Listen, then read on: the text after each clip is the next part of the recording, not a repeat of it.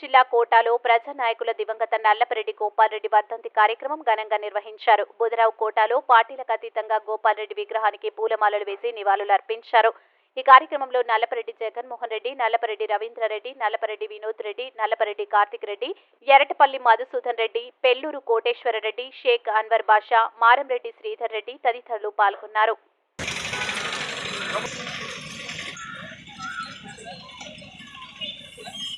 जोहार एनटीआर, जोहार एनटीआर, अमर है एनटीआर, अमर है एनटीआर।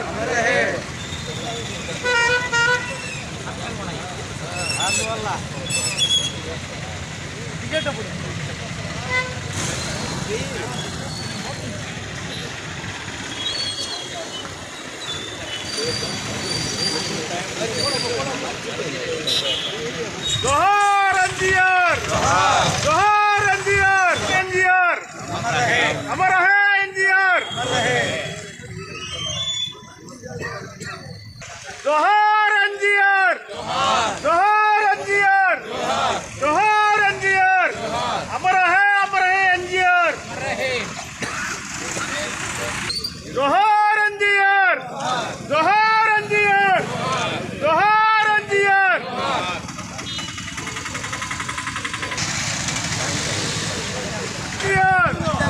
जोहार एनटीआर, एनटीआर अमर रहे, अमर है एनटीआर अमर है, एनटीआर अमर है नల్లపరెడ్డి గోపాల్రెడ్డి గారు వర్ధిల్లాలి।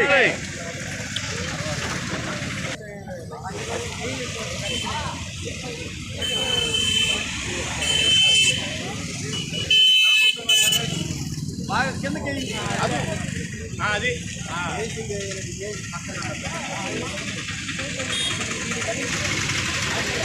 ఆశీస్సులు, మన కోటమ్మ తల్లి ఆశీస్సులు నిండుగా మెండుగా ఉండి మనందరం కూడా బాగుండాలని చెప్పి కోరుకుంటూ, ఈ ప్రాంతంలో నల్లపరెడ్డి కుటుంబం అంటే పేద ప్రజలందరికీ కాకుండా రాష్ట్రంలో కూడా గుర్తించుకోదగినటువంటి మంచి కుటుంబం, పేదలకు సన్నిహితంగా ఉండేటటువంటి కుటుంబంలో నల్లపరెడ్డి గోపాల్రెడ్డి గారిది ఒక ప్రత్యేకమైనటువంటి శైలి.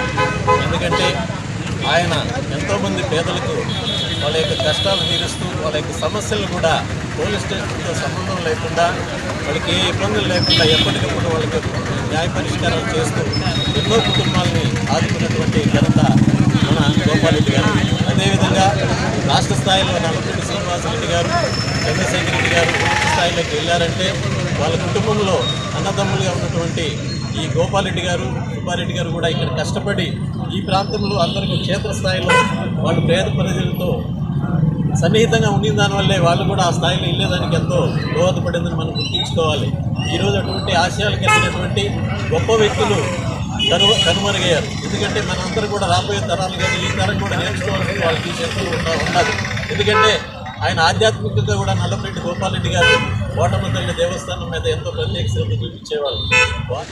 మా చిన్నతనం నుంచి చూస్తున్నాం, పెద్ద తుఫాన్ అన్నానికి లేకుండా ఉంటే పచ్చడి, ఓన్లీ రసం, ఈ రెండింటితోటి కొన్ని వేల మంది తిన్నారు ఆ రోజుల్లో. అన్నం కళ్ళతో చూసాం. అది ఇంట్లో నుంచి తీసుకొని వచ్చి తోసి అన్నం పెట్టినటువంటి వ్యక్తి.